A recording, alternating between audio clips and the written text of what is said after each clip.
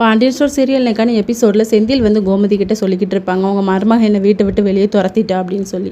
நீ அவகிட்ட ஏதோ பிரச்சனை பண்ணியிருப்ப, அதான் ஒன்று அமுச்சு விட்டுட்டா அப்படின்னு சொல்லிட்டு பாண்டியன் சொல்லுவாரா, இல்லை நம்ம ஜெயிலில் எவ்வளோ கஷ்டப்பட்டோம், அதுக்கு காரணம் யார், அவங்கக்கிட்டே பேசுனா, அதான் என்ன அமுச்சு விட்டுட்டா, நான் தட்டி கேட்டேன் அப்படின்னு சொல்லுவார். உடனே கோமதி வந்து மீனாக்கு கால் பண்ணி உங்ககிட்ட பேசணும்னு சொல்லுவாங்க. வீட்டுக்கு வந்துட்டு அவங்களும் வருவாங்க. வந்ததுக்கப்புறமா நீ எதுக்கு இப்படி பண்ணுற, அவளால் நம்ம எவ்வளோ பாடுபட்டோம், மறுபடியும் நீ எதுக்கு அவகிட்ட போய் பேசுகிற அப்படின்னு சொல்லி கேட்டால், இல்லை அத்தை, அக்கா ப்ரெக்னெண்ட்டாக இருக்காங்க, அதான் நான் பேசினேன் அப்படின்னு சொல்லிட்டு வீட்டில் இருக்க எல்லாருக்குமே ஷாக் ஆயிடுது.